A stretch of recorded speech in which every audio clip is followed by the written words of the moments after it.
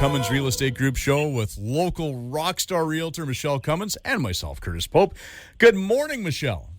Good morning, Curtis. My phone is not stopping as I'm talking with you right now. It's just some crazy real estate market. We've got this new listing on Dunsmuir. We have an open house today between 12 and 2 in Mission, and it's amazing. It's beautiful. It's renovated. It's gorgeous. It is pretty much on the corner of Dunsmuir and 7th Avenue. Not pretty much, it is. And the suite is it's perfect for the family. It's beautiful, above ground, renovated. Oh, my gosh. Anyways, it has been crazy. And we're probably going to, we are looking at any and all offers. Well, I should just say all offers. I know we are having offers tomorrow afternoon. So if anybody wants, they got to go look at it today. But Christine Allen is actually going to host it, not myself. And I'm going to the phone just keeps on going off. So hopefully it won't interrupt our radio show this morning. Gotcha. Okay. I'm a busy guy too. People are constantly phoning me. No, they're not. No. The only people phoning me are my kids looking for money. And myself. That's right. At least once a week. Yeah, once a week I hear from you. Occasionally my wife tells me we need cat food or something like that. Other than that, my phone doesn't buzz. Nope, just sits there. Does your wife text you more or phone you more? Phone me. Getting my wife to actually pick up a phone. She's one of these people that really has embraced texting. She'll look at her phone and go, "Oh, it's my sister. I don't want to talk to her. Can't she just text me?" I don't know my wife's capable of carrying a conversation anymore. She just texts everybody. Does her sister listen to the show? Please. She's not going to listen to me. She's had enough of me after all these years, much like my wife. Oh, yesterday my phone wouldn't stop going off with my family chat. Between the Hartunian family chat on Facebook and this Hartunian family chat on text, I'm telling you, I had to get a second phone for work just because my phone just is going off all the time between family and this wonderful market. But it's been, my phone never leaves my hand. I think I should just put a strap on it. Yeah, that might help, yeah. I mean, and it's providing that your husband doesn't dunk you into the water again and you lose another phone that way. I need a complete waterproof phone. Everything proof, everything. So this last week we we remembered those who have fought and given their lives for us with Remembrance Day, and this whole week has been very, very reflective for me. I don't know about you. Do you have family that fought in, Yeah, actually, there is some military history in my family. Not me because I'm scared of guns, but my great grandfather actually, on my dad's side, passed away in World War I. Wow. And then my grandfather actually served in World War I as a medic in the Russian army. Oh my goodness. Yeah, he wouldn't talk a lot about it because it was awful what he would have had to witness as a medic, especially in World War I. So, he wouldn't say a lot about it, but, he told me a little bit about it when I was young. Wow. And he saw all that, and do you know how long he still lived after that? Oh, my grandfather, I'm the baby of the baby, so I think my grandfather was 78 when I was born. Oh, wow. But he lived to 96. Yeah, you have a long life in your family. Yeah, on my mom's side, yeah, although, my dad and my aunts are doing pretty good on his side, too. Wow. Now, what about your family? Did you have a family that served? Yes, Grandpa Dutcher, and I know I have, I think a couple others, but down in Yahats, Oregon, where I got my beach house, that is where he actually owned the Yatel Motel, or Yatel No-Tell Motel. That's what it was, I think. Anyways, it's still there. The hotel still is surviving. It's still the same name, but they don't own it anymore. But he's that's where his burial site is, and that's where I first came to know who he was. And my older sisters actually visited there at the hotel and stayed there to visit him when they came up from California to visit him. After he fought in World War I. So So I posted a photo of me sitting by his grave. But yeah, it's just all of us know it seems to be somebody, anyways. But so many people gave up their lives, and there is no greater thing you can do than give your life for your friend or your fellow man. And I just think of freedom and what they fought for, what everyone fights for, freedom, right? Just humanity and fighting for our human rights and the right to choose and be responsible people. Like, give us an opportunity to shine and to be good and to strive to be and thrive to be the best. But very reflective this week. Absolutely. I know my dad has something really interesting. He has the letter that my great-grandmother got from one of my great-grandfather's, guys in his unit, telling her he'd passed away. So he's got that letter from one of his buddies in the military. That's amazing. And it's over 100 years old, right? It's amazing. Do they have it like framed, like in a shadow box? Yeah, sort of. It's kind of in kind of a frame in like his binder thing that my dad has. He got it from my grandparents, and it's a little hard to read the handwriting, but it's amazing the condition it's in after 100 and some odd years of sitting there and going through a few family members. Wow, yeah, that's amazing. That's rare. Mm-hmm.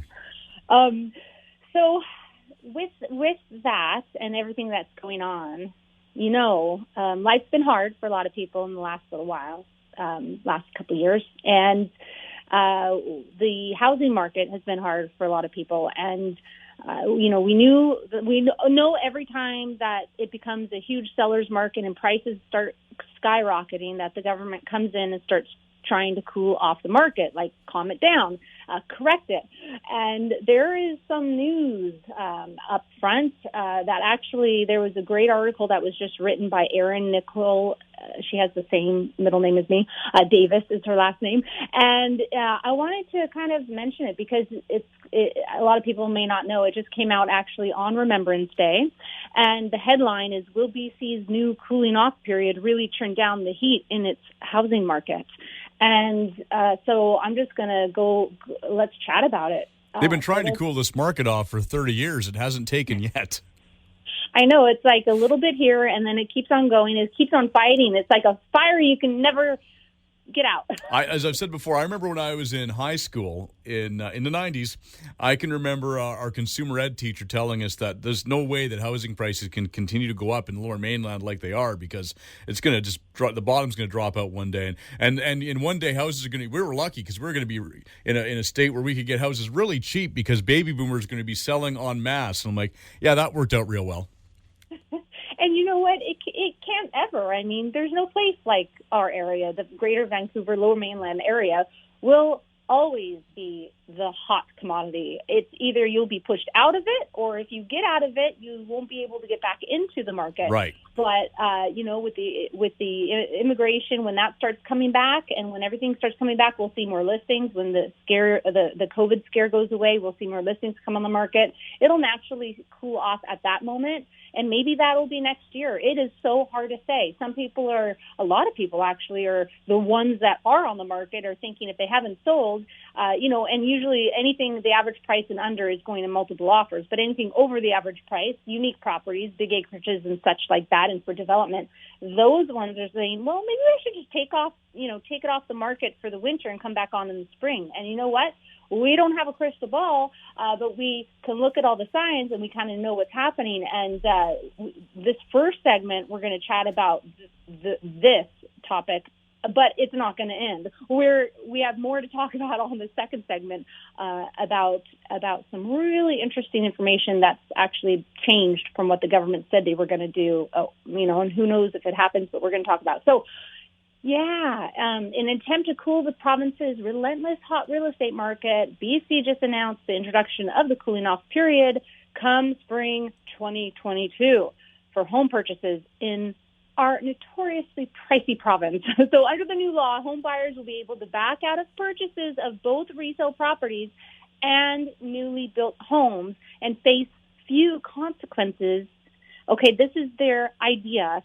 So it's similar to the current 7-day cooling off period of pre-construction condo sales. I think they do this with cars too, don't they, Curtis? Something similar, yes. Yes. So all pre-construction, if you don't have any subjects or conditions on it, subject to the buyer, removing this condition by this date. If you don't have any of that, you think, it's a subject-free offer, so it's firm right away, and you're putting a deposit down right away. But no, with all pre-construction builds, you always have that 7-day cooling-off period just in case you change your mind. But now they're wanting to implement it with all resale properties. So this is crazy. I never saw this coming. This is really interesting. Who knows if it'll happen, but this is what they're trying. So according to a government-issued press release, the BC Financial Services Authority is being asked to consult with key stakeholders and experts and review other potential consumer protection measures. This includes looking at the blind bidding system as well. That condition waiving in offers and other practices that may pose risk to consumers. So they think the blind bidding system is not good, it's not beneficial, and that should be looked at and changed as well. The move to introduce the cooling-off period comes at a time when BC's robust and increasingly unattainable real estate market shows few signs of dialing back the drama to a meaningful degree. It also comes at a time of increasing concern that buyers, perhaps caught up in the frenzy of it all, could be subsequently purchasing homes without everything they need to make fully informed decisions. That's not, are they? Yeah, that is what's happening. Quote, people looking to buy a home need to know they are protected as they make one of the biggest financial decisions of their lives, especially in periods of heightened activity in the housing market. It's crucial that we have effective measures in place so that people have the peace of mind that they've made the right choices. So this is what Selena Robinson said, Minister of Finance, in a statement. She continues, with this step, we are moving ahead to protect people and their interests in the real estate market by bringing in a cooling-off period for home buyers and looking at additional measures to ensure effective safeguards are in place. Cooling-off periods will involve limited periods of time in which buyers can change their minds and cancel the purchase with no or diminished legal consequences. According to the release, BCFSA will consult with key industry stakeholders and experts to help determine the perimeters of the cooling-off period for resale properties and newly built homes, and will present advice to government in early 2022. Now, when we come back from the break, we will talk more about this and more. All right, so before we go to the break, people probably want to know where they can find more information about you and things like that. Where can they go? They can Google Michele Cummins or go straight to michellecummins.ca. And that was a response of somebody who's obviously had a lot of coffee this morning. Third one. That's what I thought. We're back with more right after this. Somewhere girl, she's somewhere girl.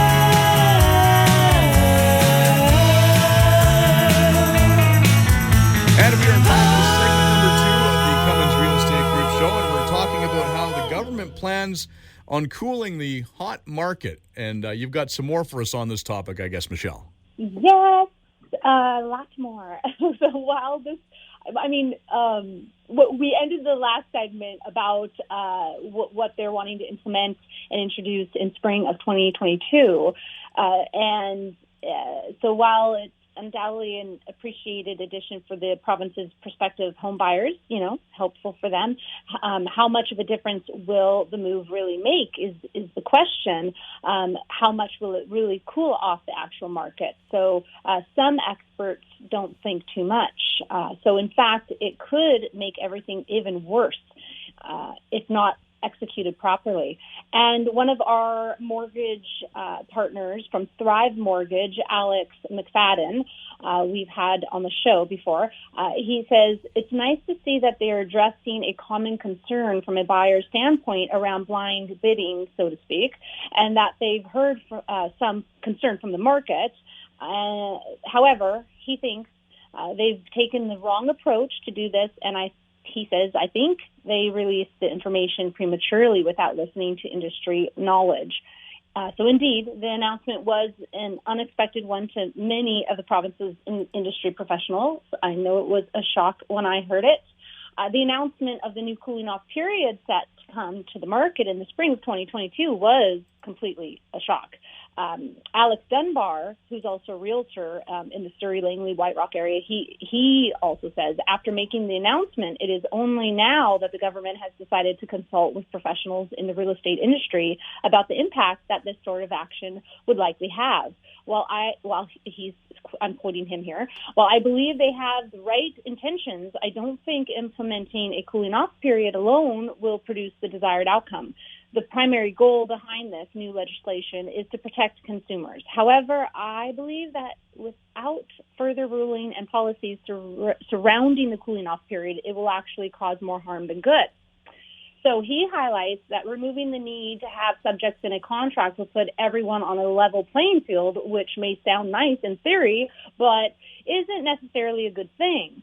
So currently, an offer with no subjects is often taken over an offer with subjects, even at a lower price, he explains. This is because of the fact that the seller could accept the offer without subjects on the spot and not have to worry about them backing out of the deal or trying to further negotiate later on. Removing this option would make all offers solely price-driven, which, surprise, surprise, would lead to further upward pressure on home prices. And that's not all. Additionally, it will give buyers the ability to write extremely high offers without having to commit to following through with the purchase, while also allowing them to tie up properties for a given period of time. I myself have seen this a lot. He is correct. This is what you see in the market. A lot of people put in really high prices knowing that, I just want to put it the highest price so I get it tied up and it's in my name. And a week goes by. Meanwhile, they shouldn't be, but they're writing offers on other properties, still trying to get a better deal somewhere else. And if they do, then they'll just pull out of that current one. So I see his concerns there, absolutely. And that's why sometimes the sellers do take a lower price offer based solely because it's subject free, and they know the deposit is in hand or will be given tomorrow. The ability to do this without repercussions is problematic for a few reasons, Dunbar continues to say. First, buyers could be offering on multiple properties at the same time with no intent to purchase all these properties, just as I actually just said. So there's lots of issues there. The same time, and furthermore, he says if another property was to hit the market that they were more interested in, he just goes on to continue saying what I just said. And then he says, thirdly, individuals may try to flip the property during this period as well, which is exactly true as well. And he says the seller may try to negotiate a lower price with the seller during this time. So while the cooling off period seems like a sweet deal for buyers, the sellers could get the short end of the stick without the proper safeguards in place. And this could be quite problematic. So it is something they have to really, really consider all aspects and legs and arms of what this could cause, the ripple effect. And we've talked about that before, about the importance of getting that home inspection still, and because and things like that, which of course often are one of the things that people get caught up on, but it could really come back and bite you. It's true. It's buyer beware in BC. So the buyers really do need to make sure they're making that a good purchase on a solid product. It's so true. And Alex McFadden says there's concern among people in the industry that they haven't really taken the seller's concerns into consideration, or at least not yet. They haven't. A cooling off period could be a scary proposition for sellers who have to turn around and buy another home on their end. Does this put them in a negative situation? It might. A cooling off period has proven effective in the new development space, but with resale, there are so many factors a seller needs to negotiate in terms of the timelines on their home. And it's not the seller's fault that it's the seller's market, nor is it a buyer's fault if it's a buyer's market. It's just the market. So it's just the way it is. So both McFadden and Dunbar point to ways in which a cooling off period could potentially work. And they go on to say, this is Alex, the only real solution is that buyers need to have something on the line. Buyers should definitely have adequate time to prove they can get financing, but there should also be a mandatory minimum deposit required. And Dunbar says that buyers who back out of accepted offers without acceptable reasoning should be penalized. Buyers should only be able to back out of deals due to major structural issues and the home determined to be a licensed home inspection or failure to attend financing, of course. And he also suggests having an insurance rider on the property in advance, mandatory arm's length building inspections prior to a house being listed for sale, and requiring properties to be listed for minimum number of days and hours prior to accepting offers. So these are some of their ideas. At the end of the day, however, the reality is that adding a cooling off period to the equation likely won't do anything to reduce the province's sky-high home prices or unwavering lack of supply. So that's just facts. A cooling off period won't stop prices from going up. Can't imagine the impacting on the price point at this point. There's just as many people looking to get into the market as there's ever been. And Alex says that he doesn't see that changing when this goes into effect. It's just not going to change, and I don't see that either. The big issue is supply and demand. That is the big issue. And so the bigger issue is still housing affordability, which will likely only worsen. And it would be in the government's best interest to focus on the root cause of the housing crisis, which has been and continues to be the lack of supply. If they were to put their time, energy, and money into finding ways to improve and speed up the process of changing zoning and improving permits for builders, then this would have a far more substantial impact on the issues of the BC real estate market that we're facing right now as far as unaffordability and prices skyrocketing. It's all about supply and demand. That's the biggest thing. And it is so true that municipalities are taking forever and ever longer than ever before approving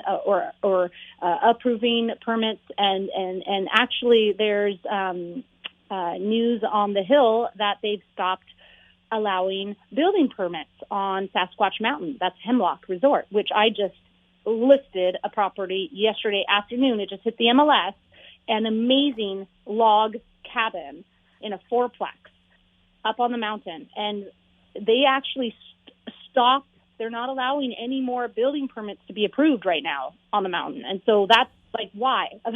We need more building. We need more building everywhere. You can live all year round on the mountain. So this is an issue. And so it's something that hopefully the government will really take on the advice of people in the industry and the people who know. So McFadden goes on and says that he thinks the government should be looking at other considerations.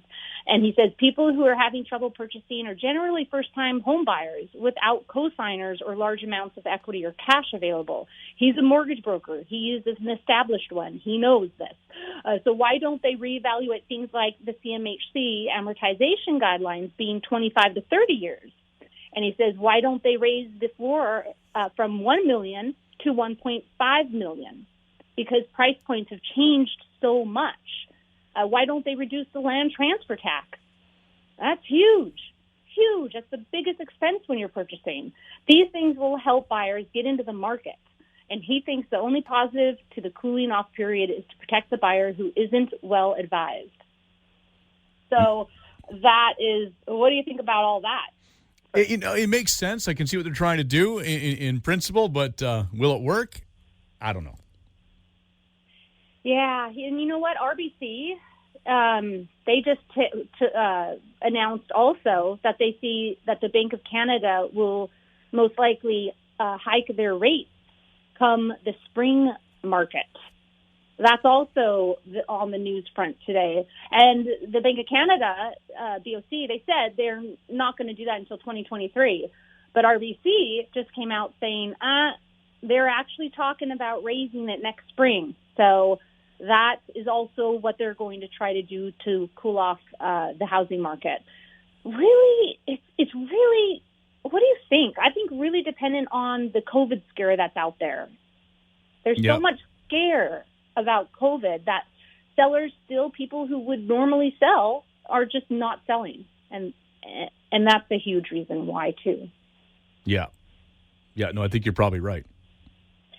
So I know I just mentioned a little bit about my amazing cabin, and Curtis, I had sent it to you yesterday right before it hit the market, just so you had a little teaser, and I was just like, a vacation property. Yeah, no, I liked that.